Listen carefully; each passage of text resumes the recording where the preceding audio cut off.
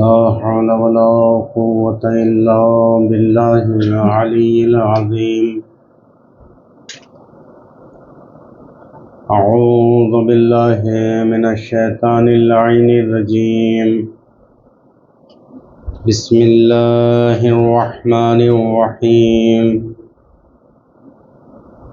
الحمد لله الذي هدانا لهذا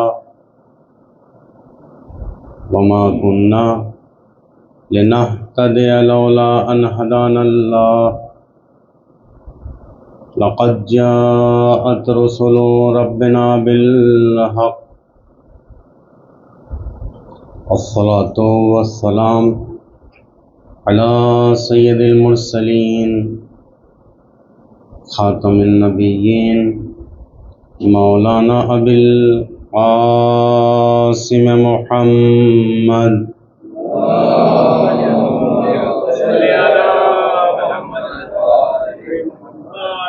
وعلى آله الطيبين الطاهرين المعصومين ولعنة الله على أعدائهم أجمعين من يومنا هذا إلى قيام يوم الدين. أما بعد، فقد قال رسول الله صلى الله عليه وآله وسلم: إن لقتل الحسين حرارة في قلوب المؤمنين لا تبردوا أبدا. صلوات پر محمد و آل محمد.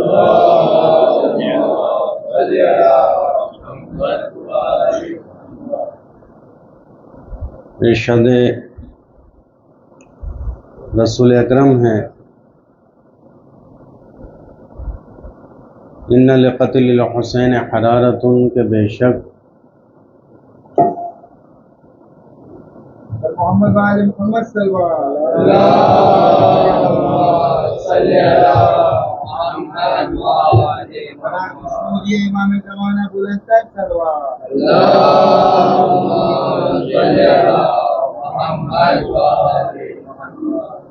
ارشاد رسول اکرم ہے کہ بے شک قتل حسین سے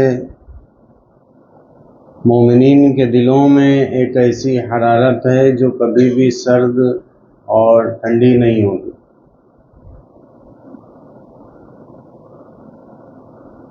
پیغام کربلا اور حسینی ذمہ داریوں کے عنوان سے ہم نے اپنی جس گفتگو کا آغاز کیا تھا، چند معروضات آپ کی خدمت میں پیش کیے، جن میں عزاداری کے تعلق سے اور ذکر حسین کے تعلق سے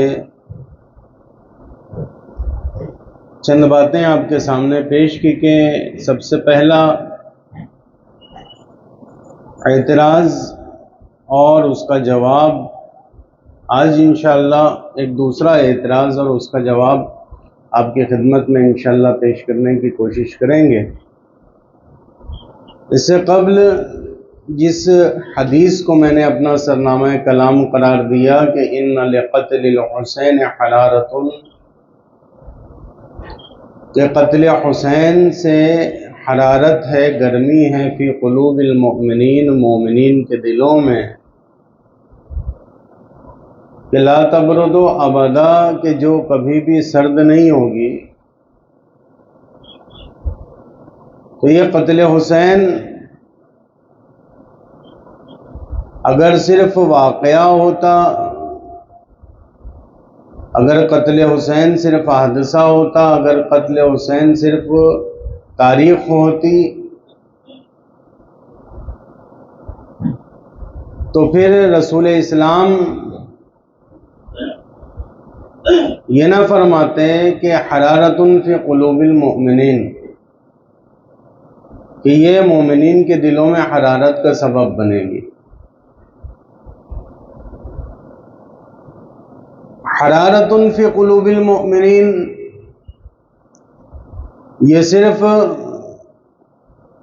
ایک گرمی نہیں ہے، اسے سمجھنے کی ضرورت ہے کہ اس کا فائدہ کیا ہے، قلب کی حرارت کا فائدہ کیا ہوگا. ثواب کی الگ الگ اقسام روایتوں میں احادیث میں بیان کی جاتی ہے کہ فلاں عمل کر لو تو اتنے حج کا ثواب، فلاں عمل کر لو اتنے عمرے کا ثواب، فلاں عمل کر لو اتنے سال کے روزوں کا ثواب. بہت سارے فوائد بہت سارے اعمال کے ہوتے ہیں، لیکن قتل حسین کا جو فائدہ رسول اسلام نے بیان کیا وہ یہ ہے، کہتے ہیں کہ قلب اس میں گرم رہے گا. جو بھی قتل حسین سے متمسک ہوگا، وہ جو بھی ذکر حسین کرے گا، جو بھی ماتم حسین سے متمسک ہوگا، جو بھی عزاداری امام مظلوم کرے گا، پروردگار عالم اس کے قلب میں گرمی پیدا کر دے گا، اس کے قلب میں حرارت پیدا کر دے گا. تو قلب کی حرارت کا فائدہ کیا ہوگا؟ اور اگر قلب میں حرارت نہ ہو تو اس کے نقصانات کیا ہیں؟ سب سے پہلی چیز کہ تمام اعمال کا دار و مدار قلب کی حرارت سے ہے. تمام اعمال کا دار و مدار قلب کی حرارت سے ہے. اس لیے کہ دین اسلام میں اعضاء و جوارح سے عمل کرنا بغیر اس کے کہ اس عمل پر قلب راضی ہو، اس عمل کی کوئی حیثیت نہیں. بلکہ دین اسلام میں قلب کو اتنی اہمیت دی گئی کہ اگر کوئی شخص کسی عمل کو ابھی اعضاء و جوارح سے انجام نہیں دے رہا لیکن صرف ارادہ کر رہا ہے، مثلا کوئی شخص ارادہ کرے کہ میں اپنے گھر سے نکل کر مسجد میں جاتا ہوں اور جا کر 2 رکعت نماز نافلہ پڑھتا ہوں، ابھی وہ مسجد نہیں پہنچا، ابھی اس نے نماز ادا نہیں کی، مگر یہ قلبی ارادہ اتنی تاثیر رکھتا ہے کہ پروردگار عالم فرشتوں کو حکم دیتا ہے کہ اس کے نامہ اعمال میں ثواب لکھ دو. ابھی تو اس نے نماز نہیں پڑھی، کہے گرچہ کہ اعضاء و جوارح سے عمل نہیں کیا مگر چونکہ قلب میں ارادہ کر لیا، ثواب اس کے حصے میں لکھا جائے گا. یہ قلب کی حیثیت ہے دین اسلام میں، یہ قلب کی حیثیت ہے. اور اگر کوئی شخص مسجد میں جا کر 20 رکعت نماز نافلہ ادا کرے اس حال میں کہ اس کا قلب کسی طریقے سے نماز پڑھنے پر آمادہ ہی نہ ہو، بیزاری سے نماز پڑھے، تو کہے 20 کیا 200 بھی پڑھے گا اسے اس کا ثواب نہیں ملنے والا، کیونکہ قلب ہی آمادہ نہیں ہے. تو دین اسلام میں اعمال کا دار و مدار قلب سے ہے کہ اگر قلب آمادہ ہے، اگر قلب تیار ہے، اگر دل تیار ہے تو ثواب کا جو صحیفہ ہے وہ کھل جاتا ہے. اور اگر قلب سویا ہوا ہے، قلب جاگا ہوا نہیں ہے، قلب آمادہ نہیں ہے تو پھر اس کے حصے میں کچھ نہیں آتا. تو دین اسلام میں قلب کی بہت حیثیت ہے. پروردگار عالم یہ چاہتا ہے کہ عمل بھلے سے قلیل ہو، جیسے امام علی علیہ السلام، ایک صلوات پڑھیں محمد.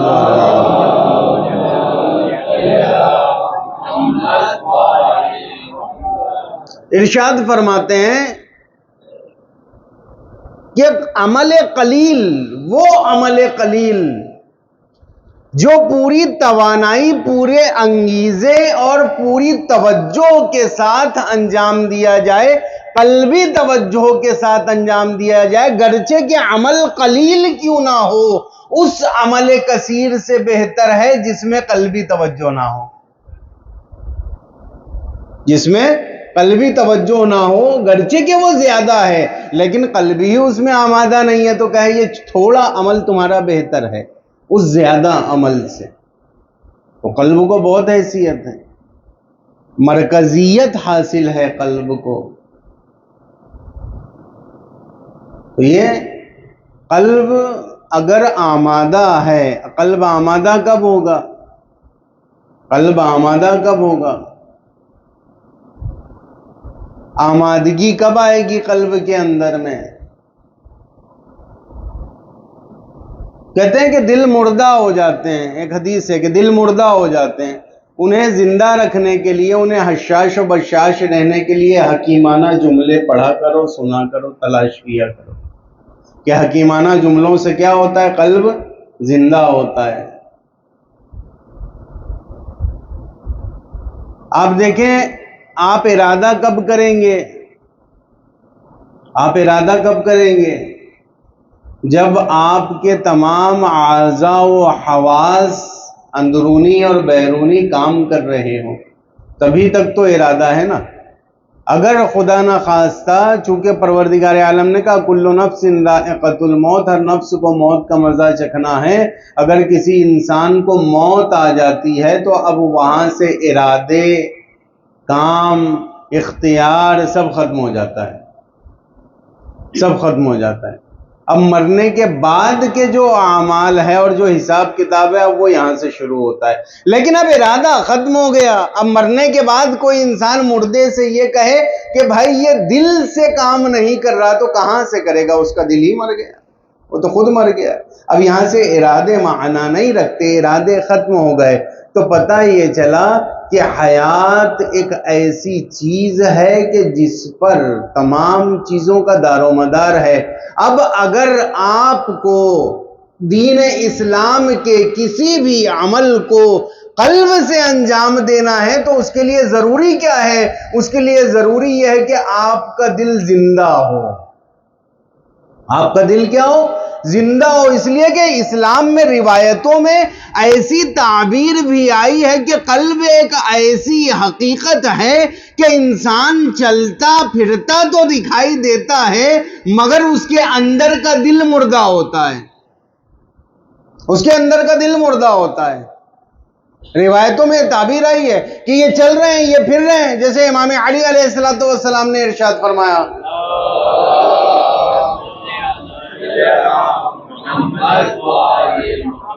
کہ یہ جو تمہیں زمین پر چلتے پھرتے دکھائی دے رہے ہیں، تم انہیں زندہ نہ سمجھنا، یہ در حقیقت مردہ ہیں۔ اور وہ کہ جو قبروں میں جا کے سو چکے ہیں، تم انہیں مردہ نہ سمجھو، وہ در حقیقت زندہ ہیں۔ تو یہاں تو زندہ اور مردے کا معیار ہی بدل دیا ہے امام نے۔ وہ جو قبروں میں ہیں وہ زندہ ہیں، اور وہ جو چل پھر رہے ہیں وہ مردہ ہیں۔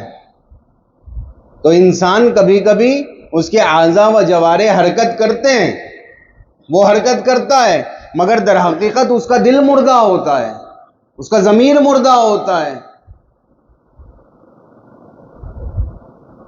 اور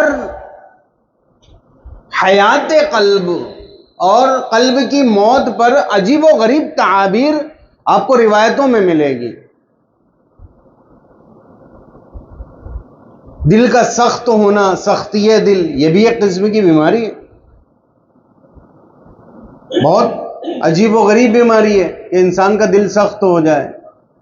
کہا گیا نا روایتوں میں کہ انسان جب گناہ کرتا ہے تو اس کے دل میں ایک سیاہ نقطہ پیدا ہوتا ہے، اور جب وہ گناہ زیادہ سے زیادہ کرتا چلا جاتا ہے، وہ نقطہ جو ہے وہ بڑھتا چلا جاتا ہے، اور پھر ایک وقت ایسا آتا ہے کہ وہ اتنا گناہوں میں غرق ہو جاتا ہے، اتنا گناہوں میں غرق ہو جاتا ہے کہ اس کا پورا دل سیاہ ہو جاتا ہے، اس کا پورا دل کالا ہو جاتا ہے۔ اب نصیحتیں اس پر اثر نہیں کرتی، اب مواعظ اس پر اثر نہیں کرتے، اب جو ہے حکیمانہ جملات اس پر اثر نہیں کرتے، اسے کچھ بھی کہیں وہ ماننے کو تیار نہیں ہوتا، تسلیم کرنے کے لیے تیار نہیں ہوتا۔ کیوں؟ اس لیے کہ دل سیاہ ہو گیا۔ قرآن نے بڑی عجیب و غریب تعبیر اس کے لیے بیان کی۔ ٹھیک ہے، قلب سلیم، قلب کا سالم ہونا ایک الگ چیز ہے، قلب سلیم ایک الگ چیز ہے۔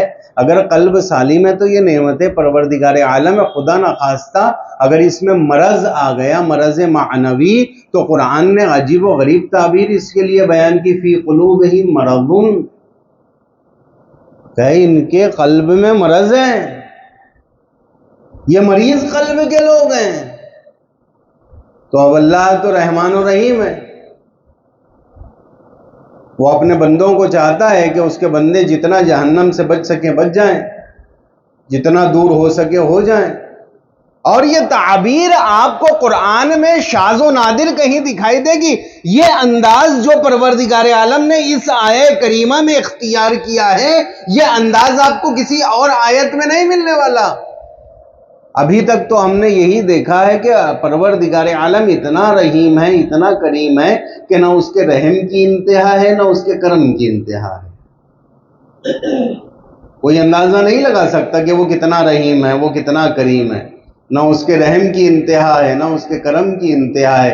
وہ تو ہر چیز کو معاف کر دیتا ہے، وہ ہر بگڑے کاموں کو بنا دیتا ہے، وہ ہر غلط کاموں کو لیے بندوں کو کہتا ہے کہ اسے صحیح کر لو، اور صحیح کرنے میں مدد کرتا ہے، کمک کرتا ہے۔ پروردگار عالم نے کہا کہ تم ایک خطوت، ایک قدم آگے بڑھاؤ، پروردگار عالم ادھر سے 10 قدم آگے بڑھاتا ہے۔ لیکن اس آیہ کریمہ میں پروردگار عالم نے عجب انداز اختیار کیا، کہے فی قلوبہم مرض، ان کے قلب میں مرض ہے، فزادہم اللہ مرضا۔ اللہ ٹھیک نہیں کرتا، اللہ کہتا ہے فزادہم اللہ مرضا، اور اللہ ان کے مرض کو بڑھاتا چلا جاتا ہے۔ اللہ ان کے مرض کو بڑھا دیتا ہے۔ یہ کیسا مرض ہے؟ یہ کیسی بیماری ہے؟ یہ کیسا گناہ ہے؟ یہ کیسی پستی ہے کہ پروردگار عالم اسے اور بڑھا رہا ہے؟ جبکہ جس طریقے سے ہم نے ابھی تک سنا، دیکھا، سمجھا پروردگار عالم کی ذات کو، ہم تو یہ دیکھتے ہیں کہ وہ اتنا کریم ہے کہ ہر برائی کو اور ہر خرابی کو پروردگار ہماری ذات سے کم کرنا چاہتا ہے۔ مگر اگر قلب میں مرض پیدا ہو جائے تو پھر پروردگار عالم اسے اس کے حال پہ چھوڑ دیتا ہے، اور صرف اس کے حال پہ نہیں چھوڑتا بلکہ کہتا ہے کہ فزادہم اللہ مرضا، اب اللہ تمہارے مرض کو بڑھائے گا، یہاں تک کہ اس مقام پر پہنچ جاؤ گے کہ جہاں سے واپسی کی کوئی امید نہیں ہوگی، اور تمہارا شمار ان لوگوں میں ہوگا کہ تمہارے پاس کان تو ہوں گے مگر تمہیں آوازیں نہیں آئیں گی، تمہارے پاس آنکھیں تو ہوگی مگر تمہیں دکھائی نہیں دے گا۔ اور قرآن تمہارے لیے کہتا ہے کہ صم بکم عمی فہم لا یرجعون، کہ یہ وہ اندھے بہرے گونگے ہیں کہ جو پلٹ کے نہیں آنے والے، جو واپس نہیں آنے والے۔ اب صم بکم عمی فہم لا یرجعون، یہ اندھے بہرے گونگے ہیں کہ ان کے پاس آنکھیں ہیں مگر یہ دیکھتے نہیں، ان کے پاس کان ہیں مگر یہ سنتے نہیں، ان کے پاس زبانیں ہیں مگر یہ بولتے نہیں۔ لا یرجعون، اگر آپ کو یہ امید ہے کہ یہ پلٹ آئیں گے تو کہہ نہیں لا یرجعون، اب یہ پلٹ کے نہیں آنے والے، اب ان کی واپسی ناممکن ہے۔ تو یہ کس وجہ سے ہوا؟ کہے یہ قلب کے مریض ہونے کی وجہ سے، دل میں بیماری کے پیدا ہونے کی وجہ سے۔ اور عزیزان گرامی یہ بات بھی سمجھ لیں کہ بیمار ہونا اور ہے اور مر جانا اور ہے، دونوں میں بہت فرق ہے۔ بیمار ہونا اور ہے اور قلب کا مر جانا اور ہے۔ بیمار اور مریضی کسے کہتے ہیں؟ کہ انسان کے اعضاء کے اندر یا انسان کے کسی پارٹ کے اندر کوئی خرابی پیدا ہو جائے۔ جب کوئی خرابی پیدا ہو جاتی ہے تو کہتے ہیں کہ انسان مریض ہو گیا، یہ مرض ہے۔ سانسیں چل رہی ہوتی ہیں مگر وہ مریض ہوتا ہے، چل پھر رہا ہوتا ہے مگر وہ مریض ہوتا ہے کہ اس کے کسی پارٹ میں کوئی خرابی پیدا ہو گئی۔ خرابی کا ہونا اور ہے، لیکن مر جانا یعنی پورے اعضاء و جوارح کا کام کرنا ہی بند کر دینا، پورے اعضاء و جوارح کا کام کرنا ہی بند کر دینا۔ یہاں جو قرآن میں تعبیر استعمال ہوئی ہے، یہاں پر مرض کی تعبیر استعمال ہوئی ہے، موت کی تعبیر استعمال نہیں ہوئی ہے۔ قرآن نے یہ نہیں کہا کہ ان کے قلب کو موت آ گئی، بلکہ قرآن نے کہا کہ ان کے دل مریض ہو گئے۔ مریض ہونے کے بعد بھی امید ہوتی ہے کہ شاید یہ ٹھیک ہو جائے گا، یہ پھر سے پلٹ آئے گا، لیکن موت آنے کے بعد میں اب کوئی امید نہیں ہوتی کہ یہ دوبارہ زندہ ہو جائے گا. تو موت کا درجہ بڑا ہے، مرض کا درجہ چھوٹا ہے. موت کا درجہ بڑا ہے اور مرض کا درجہ چھوٹا ہے. پروردگار عالم کہتا ہے کہ چھوٹے درجے پر بھی پہنچ گئے. اگر چھوٹے درجے پر بھی پہنچ گئے تو پروردگار عالم اس درجے کو بڑھاتا چلا جائے گا، تمہارے مرض کو بڑھاتا چلا جائے گا. چاہیے کہ انسان کا دل مردہ ہو جائے. مرض پیدا ہوا تو پروردگار عالم نے قرآن میں یہ تعبیر استعمال کی، اگر خدا نہ خواستہ کسی کا دل مردہ ہو جائے، دل مردہ ہو جائے تو پھر اس کے لیے کیا تعبیر ہو، اس کا کیا نتیجہ نکلے گا، اس کے کیا جو ہے آثار مرتب ہوں گے. ذکر حسین کیا ہے اور مرض قلب کیا ہے؟ پہلے مرض قلب سن لیجئے کہ قلب کا مریض ہونا کیا ہے. قلب کا مریض ہونا کیا ہے؟ قلب مریض کب ہوا؟ ابھی تفسیر آپ نے پڑھی فی قلوبہم مرض، کے مرض قلب کسے کہا جاتا ہے؟ انسان کا قلب کب مریض ہوتا ہے؟ اعمال میں سستی کا کرنا مرض قلب پر دلالت کرتا ہے. کیا یہ وہی مرض ہے جس کے بارے میں قرآن کہہ رہا ہے؟ کیا یہ وہی مرض ہے؟ دیکھیں، مرض آپ زیادہ بہتر سمجھ پائیں گے. کبھی کبھی کیا ہوتا ہے کہ جب موسم تبدیل ہوتا ہے، گرمی سے بارش یا بارش سے سردی، تو کچھ مرض ہمیں لاحق ہو جاتے ہیں موسم کے چینج ہونے کی وجہ سے. جیسا سردی زکام کا ہو جانا. کبھی کبھی انسان اس کی دوا لیتا ہے، کبھی کبھی نہیں بھی لیتا کہ بھائی یہ موسم کی تبدیلی کا اثر ہے تو بخود ٹھیک ہو جائے گا. اور کبھی بڑھ گیا تو تھوڑی سی دوائیاں لے لی، ٹھیک ہو گیا. کبھی تھوڑا سی بخار آ گیا، فیور ہو گیا تو ایک چھوٹی سی گولی لے لی اور کام ہو گیا. تو یہ چھوٹے موٹے امراض جو آتے ہیں، کبھی سر میں درد ہو گیا ہلکا سا تو گولی کھا لی، یا کبھی کبھی صرف تھوڑی سی چائے پی لی، آپ کے درد جو ہے میں افاقہ ہو گیا. یہ تمام مرض ہے. لیکن کبھی خدا نہ خواستہ کسی کا کوئی گردہ فیل ہو جائے، یہ بھی تو مرض ہے. بھائی اس وقت تو اتنا پریشان ہوا تھا جب تھوڑا سا ہلکا سا فیور ہوا تھا، آپ پریشان ہوئے تھے؟ نہیں، پریشان نہیں ہوئے تھے. پتا تھا تھوڑا سا ہلکا سا فیور ہے، آیا ہے چلا جائے گا. لیکن خدا نہ خواستہ، اللہ نہ کرے، اگر کسی کو یہ پتا چلے کہ اس کے دونوں گردے فیل ہو گئے ہیں تو اب جو پریشانی کا عالم ہوگا وہ بہت زیادہ ہوگا. اب صرف ایک گولی سے کام نہیں چلے گا، اب چیک اپ کرانا ہے، اسپتال جانا ہے، اور ہزارہ قسم کی چیزیں ہیں، ڈائلسس ہے، یہ سب چالو ہو جائے گا. تو پتا چلا مرض بھی چھوٹا بڑا ہوتا ہے. چھوٹا مرض ہو فارمیسی کی ٹیبلٹ سے بھی ٹھیک ہو جاتا ہے، لیکن اگر کوئی بڑا مرض ہو جائے تو اس کے لیے انتظامات کرنے پڑتے ہیں. مرض کی بھی اقسام ہوتی ہیں. تو جس طریقے سے مادی مرض کی اقسام ہے، ایسے ہی معنوی مرض کی بھی اقسام ہے. کبھی کبھی انسان سستی کرتا ہے، مثلا کوئی سستی ہو گئی، پروردگار عالم نے کہا نماز کو اول وقت میں ادا کرو. سستی آ گئی، انسان بیٹھا ہوا ہے کسی وجہ سے، بخار تھا یا کسی وجہ سے، اس نے کہا کہ آج جو ہے میں نماز ظہر جو ہے وہ 12:30 بجے نہ پڑھتے ہوئے اس نے 2 بجے پڑھی، 3 بجے پڑھی. یہ بھی مرض ہے. آپ یہ نہ سمجھے کہ یہ مرض نہیں ہے. نماز کو اول وقت سے جو ہے جو غیر وقت میں پڑھنا، یہ بھی مرض ہے، یہ بھی بیماری ہے. اول وقت میں ادا کرو. کربلا کے پیغامات میں سے ایک پیغام نماز کے وقت کی حفاظت ہے.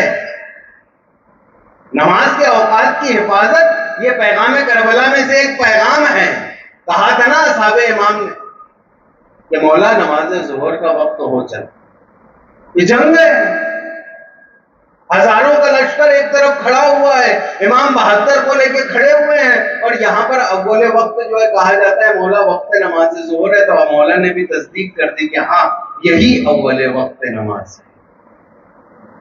تو وقت نماز کی حفاظت یہ پیغامات کربلا میں سے ایک پیغام ہے، لیکن کسی وجہ سے انسان وقت پر نماز نہ پڑھ پایا تو کہ یہ بھی مرض ہے، گرچہ کہ فارمیسی کی چھوٹی سی ٹیبلٹ لینے سے ٹھیک ہو سکتا ہے، ذرا سی توجہ سے ٹھیک ہو سکتا ہے۔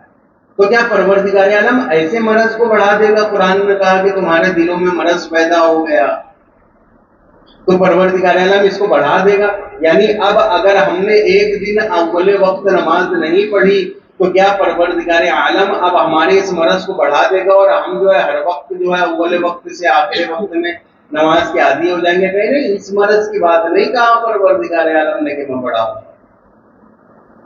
یہاں تو وہ عجیب رحم کا مظاہرہ کرتا ہے، ان مقامات پر چھوٹے چھوٹے امراض پر وہ تو عجیب کرم کا مظاہرہ کرتا ہے،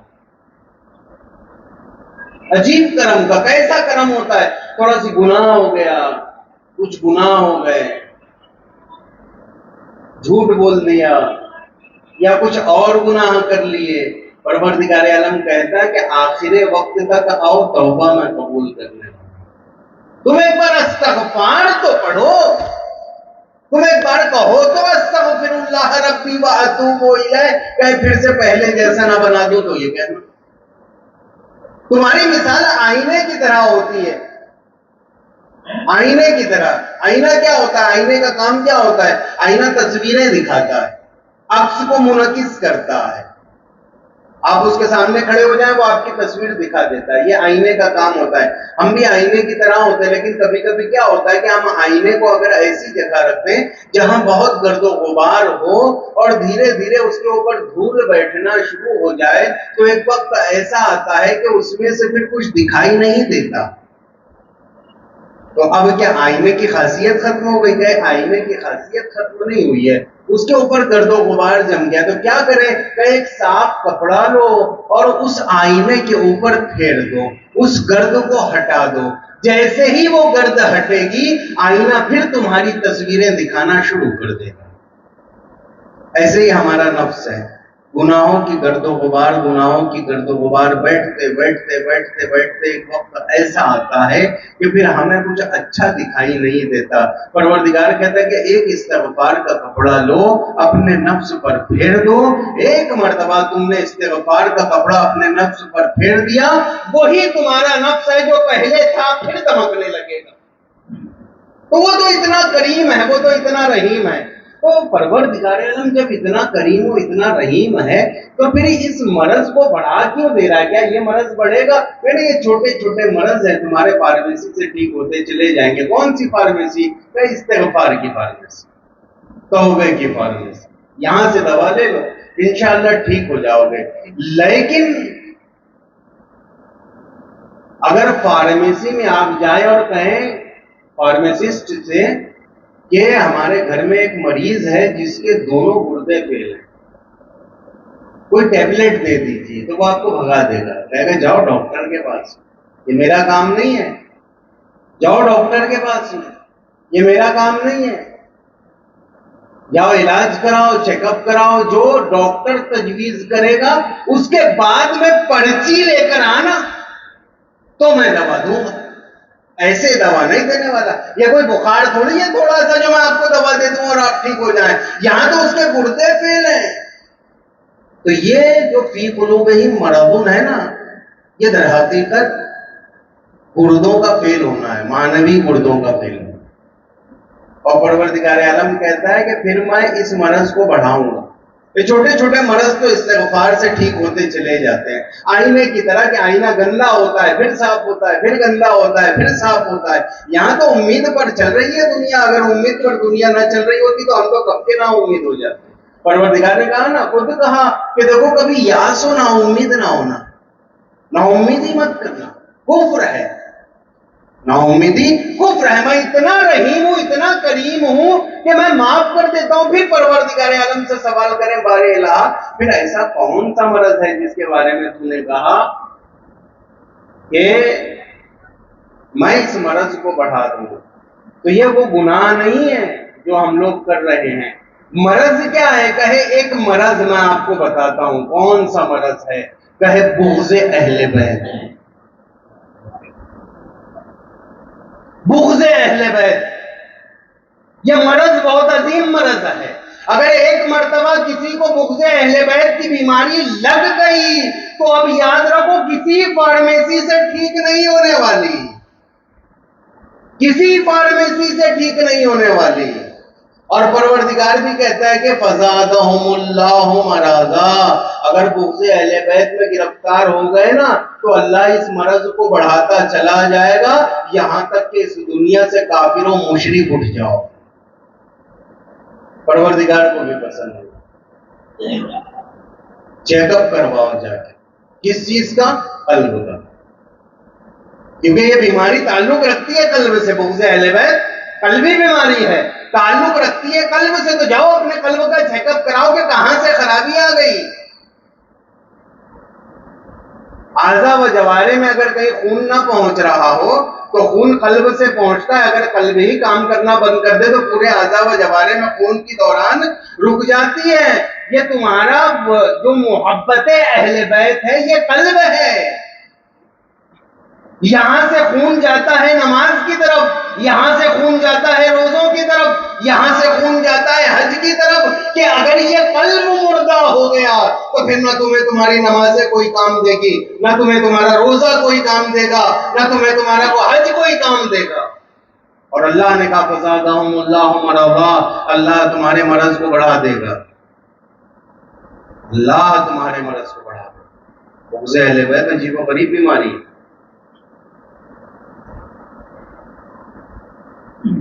ہم نے دیکھا رسول اسلام کے زمانے میں کہ بغض کسے کہتے ہیں۔ بغض جب پیدا ہو جاتا ہے تو پھر دلیلیں وہاں پر کام نہیں کرتی۔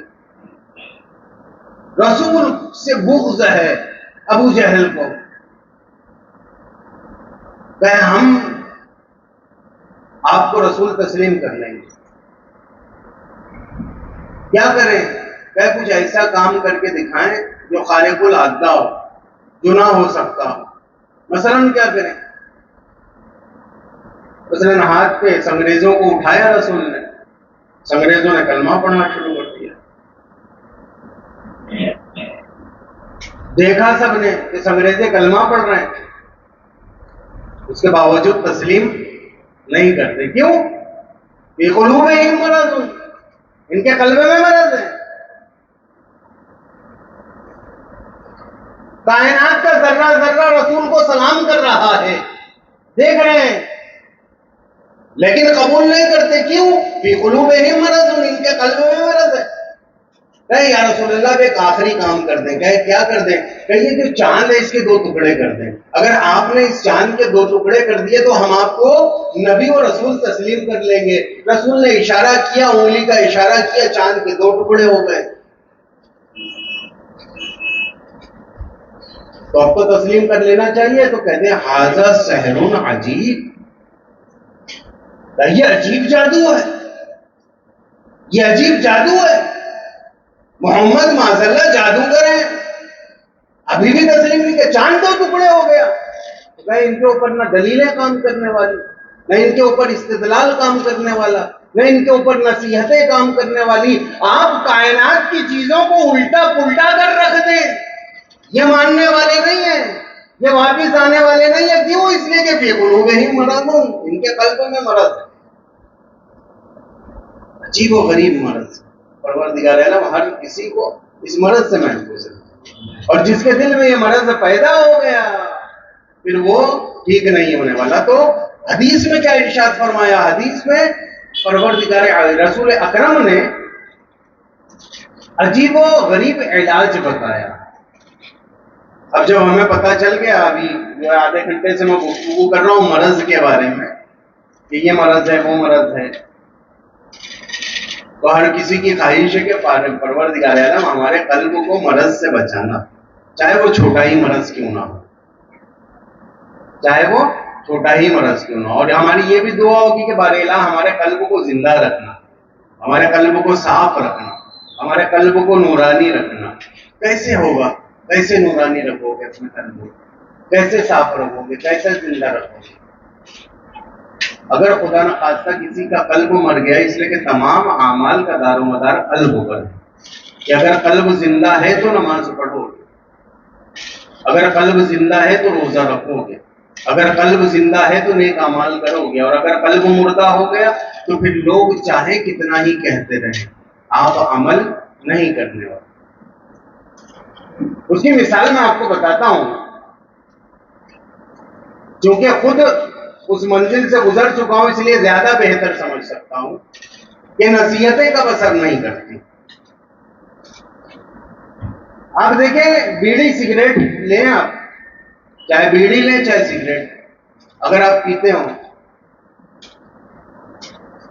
تو جیسے ہی آپ نے پیکٹ خریدا سگریٹ کا تو اس کے اوپر ایک جو ہے تصویر بنی ہوتی ہے، ایک شخص کی تصویر ہے کہ جس کا پورا جبڑا گلا ہوا ہے، اور اس پہ لکھا ہوتا ہے کہ دیکھیں اس کے پینے سے آپ کی بھی حالت ایسی ہو سکتی ہے۔ بڑی خطرناک تصویر ہے وہ، اگر آپ نے دیکھی ہو، بڑی خطرناک تصویر۔ وہ لیتے ہیں، اس کو دیکھا، کھولا، نکالا اور جلا لیا۔ یار بڑا عجیب و غریب مسئلہ ہے یار، بڑا عجیب و غریب مسئلہ۔ دیکھ رہے ہیں کہ ایسی حالت ہو جائے گی۔ معلوم ہے کہ سگریٹ اسموکنگ کرنا جو ہے وہ صحت کے لیے مضر ہے، اس پہ لکھا ہوا بھی ہے، بیچنے والا خود بول رہا ہے کہ دیکھو میں بیچ تو رہا ہوں لیکن میں نے لکھ دیا کہ یہ پینا جو ہے صحت کے لیے نقصان دہ ہے، اس کے باوجود لوگ لے رہے ہیں اور پی رہے ہیں۔ کیوں؟ اس لیے کہ نصیحت اثر نہیں کر رہی، نصیحت اثر نہیں کر رہی۔ یہ وہ منزل ہے، یہ عادت جو لگ گئی ہے اس کو، اس عادت کی وجہ سے اب آپ کتنا ہی بڑا لکھ دیں، کتنا ہی لکھ دیں، کوئی کہہ لے، والد کہہ لے، والدہ کہہ لے، بھائی کہہ لے، رشتہ دار کہہ لے، دوست کہہ لے، احباب کہہ لے کہ بھائی مت پیا کرو، مگر عادت ایسی ہے کہ چھوٹتی نہیں ہے، پیے جا رہے ہیں، پیے جا رہے ہیں۔ خود کمپنی والا لکھ کے دے رہے ہیں کہ مت پیو، اس کے باوجود بھی پیے جا رہے ہیں کیونکہ عادت ہے، کیا کریں، نصیحتیں اثر نہیں کر رہی۔ کہیں یہ کیا ہے؟ یہ مادی بات ہے، مانوی نہیں کہہ رہا ہوں میں، مانوی نہیں، مانوی نہیں، سگریٹ پینا مکروہ ہے، حرام نہیں، تو یہ مادی چیز ہے، کبھی کبھی اثر نہیں کرتی چیزیں۔ کیوں؟ اس لیے کہ ایک محرک ہے ہمارے پاس، ہم اتنا پی چکے ہیں کہ ہم اس کے عادی ہو گئے ہیں، وہ عادت جو ہے وہ آ کے رکاوٹ بن جا رہی ہے نصیحتوں کے لیے، کہ نصیحت آتی ہے لیکن درمیان میں عادت کی وجہ سے وہ نصیحت ہم تک نہیں پہنچ پاتی۔ تو یہ چیز ہے۔ اب کیا کہا کہ کبھی کبھی کیا ہوتا ہے کہ ہمارے قلب جو ہیں کچھ گناہوں کی وجہ، کچھ گناہوں کے ایسے عادی ہو جاتے ہیں کہ نصیحتیں اثر نہیں کرتی۔ اس کا انتظام کیا پروردگار عالم نے، کیا کہا رسول اسلام نے؟ ان لقتل الحسین حرارۃ فی قلوب المؤمنین لا تبرد ابدا، کہ بے شک یاد رکھو قتل حسین سے مومنین کے دلوں میں ایک ایسی حرارت، ایک ایسی گرمی، ایک ایسی زندگی، ایک ایسی حیات ہوگی جو کبھی بھی سرد نہیں ہو سکتی۔ تو ذکر حسین، مجلس حسین ایک ایسا ذریعہ ہے، ایک ایسا وسیلہ ہے کہ خدا نخواستہ اگر زمانے کی گردشوں میں کہیں پر تمہارا دل تھوڑا سی مریض ہو چکا ہو، تھوڑی سی اس میں تکلیف آ چکی ہو، فرش حسین پر آ جاؤ، یہ تمام تکلیفیں تمہاری دور ہو جائے گی۔ اس لیے کہ مجلس حسین کا سب سے عظیم فلسفہ کیا ہے؟ ایک آخری بات، سب سے عظیم فلسفہ کیا ہے؟ مجلس حسین کا فلسفہ یہ ہے کہ فرش عزا پر آنے والا ہو سکتا ہے کہ گناہگار آئے، یہاں پر کسی کے لیے رکاوٹ نہیں ہے، ہر کوئی آ سکتا ہے۔ ہو سکتا ہے کہ فرش عزا پر آنے والا گناہگار آئے، مگر فرش عزا سے اٹھ کر جانے والا گناہگار نہیں ہوگا، فرش عزا سے اٹھ کر جانے والا حر ہوگا۔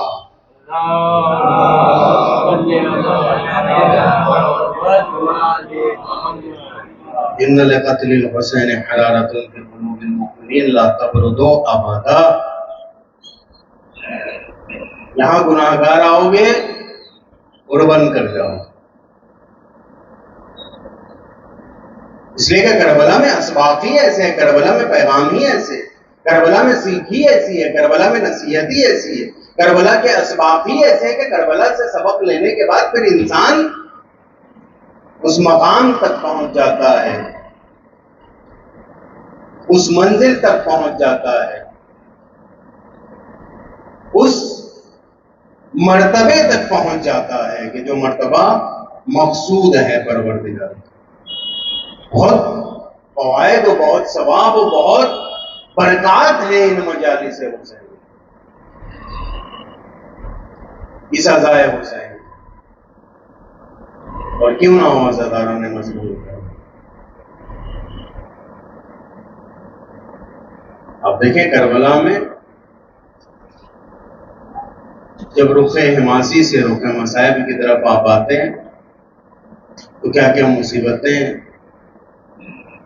کیا کیا مشکلات، کیا کیا قربانیاں، ایسی کون سی قربانی ہے جو حسین نے کربلا کے میدان میں پیش کی، ایسی کون سی مصیبت ہے جو کربلا کے میدان میں حسین نے نہ اٹھائی،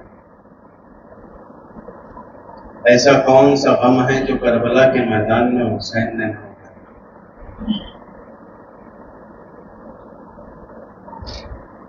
پہلے اصحاب کی قربانی، حبیب جیسا چاہنے والا، 3 دن کی بھوک و پیاس، بچوں کے التش کی سزائیں، خیام میں کوہرام، اصغر جیسا 6 مہینے کا ننھا بچہ اور اس ننھے بچے کی 3 دن کی بھوک و پیاس، کوثر کے مالک کے فرزند بھوکے اور پیاسے،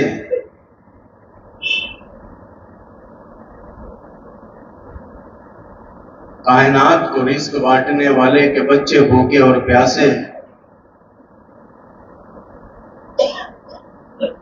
ساقی کوثر کا فرزند اور اس ساقی کوثر کا 6 مہینے کا بچہ پیاسا، ساقی کوثر کے فرزند کی 5 سال کی 4 سال کی بچی سکینہ پیاسی جو الاتش کی صدائیں لگا رہی ہے، عباس کنویں پر کنویں کھودتے چلے جا رہے ہیں۔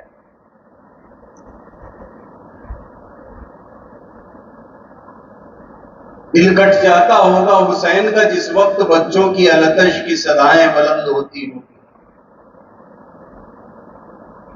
اسی پیاس کے عالم میں حسین کبھی حبیب کا لاشا لے کر آتے ہیں، چاہنے والا حبیب چلا گیا، ماننے والے حور کا لاشا لے کر آئے، ماننے والا حور چلا گیا، دل ٹکڑے ٹکڑے ہو گیا، سب اصحاب چلے گئے، اب اپنے اعزہ جگر کے ٹکڑوں کی باری آتی ہے۔ کبھی اپنے بھتیجے اون و محمد کا لاشا لا کر جناب زینب کے حوالے کیا، میں نہیں جانتا کہ حسین نے کس طریقے سے زینب کو آواز دی ہوگی کہ بہن زینب آؤ، اپنے بچوں کا لاشا لے کر جاؤ، اور ایک مرتبہ تو وہ عالم بھی دیکھا کہ حسین نے اپنے امامے کو اتارا، اپنے امامے کے کپڑے میں قاسم کے لاش کے ٹکڑوں کو جمع کیا، اور وہ گٹھری لے کر آتے ہیں، خیمے کے باہر کھڑے ہو جاتے ہیں۔ اب خدا جانے کس طریقے سے حسین نے آواز دی، پروا اپنے بچے کو لے جا۔ پروا جب باہر آتی ہے تو پروا کو جو ہے قاسم کو دکھائی نہ دیے، ہاں حسین کے ہاتھوں میں ایک گٹھری دیکھی، کہا مولا یہ کیا ہے؟ مولا نے گٹھری زمین پر رکھا، امامے کو بولا کہ پروا تیرے بچے کے لاش کے ٹکڑے، اجرکم اللہ۔ ہاں ایک وقت وہ بھی آیا حسین پر کہ حسین کا نازوں کا پالا بیٹا، حسین کا جواں سالہ بیٹا آتا ہے، سر جھکا کے کھڑا ہو گیا، کہے بابا اب علی اکبر کو اجازت دے دو۔ اب حسین کس طریقے سے علی اکبر کو اجازت دے؟ اب وہ موقع بھی آیا کہ علی اکبر سے سوال کیا، بیٹا کوئی خواہش تو نہیں ہے؟ علی اکبر کہتے ہیں بابا کوئی خواہش نہیں زندگی ہے. دادا جامع کوثر لیے کھڑے ہیں, نانا میرے سرانے کھڑی ہیں, دادی میرے سرانے کھڑی ہوئی ہیں. ہاں بابا صرف ایک خواہش ہے. حسین پوچھتے ہیں بیٹا بتاؤ کیا خواہش ہے؟ علی اکبر کہتے ہیں بابا ایک نیزہ ہے جو سینے میں پیوست ہے. بابا وہ نیزہ بہت تکلیف دیتا ہے. اے بابا ممکن ہو تو وہ نیزہ نکالو. اللہ اکبر. ہاں حسین کے لیے, علی کے لیے درے خیبر کا اکھاڑنا آسان تھا, مگر حسین کے لیے جوان بیٹے کے سینے سے برچی کا نکالنا مشکل. ہاں حسین نے وہ مصیبت بھی دیکھی کہ جب چھوٹا سا بچہ علی اصغر حل من ناصرین کی صدا سن کے اپنے آپ کو جھولے سے گراتا ہے. ایک مرتبہ حسین آگے بڑھتے ہیں, علی اصغر کو لے جاتے ہیں, کہتے ہیں کہ دیکھو اگر تمہارے زعام ناقص میں خطا کار ہوں, مگر اس بچے نے تو کوئی خطا نہیں کی, ارے 2 قطرہ پانی کا پلا دو. ایک مرتبہ وہاں سے تیر جفا چلتا ہے, علی اصغر کے گلے پر لگتا ہے, علی اصغر کی میت کو لے کر چلتے ہیں. اب حسین 7 مرتبہ آگے بڑھتے ہیں, 7 مرتبہ پیچھے ہٹتے ہیں, آواز دیتے ہیں انا للہ و انا الیہ راجعون. الا لعنۃ اللہ علی القوم الظالمین. وسيعلم الذين ظلموا أي منقلب ينقلبون إنا لله وإنا إليه راجعون. رزقا بقضائه وتسليما بحمده. ربنا تقبل منا إنك أنت السميع العليم.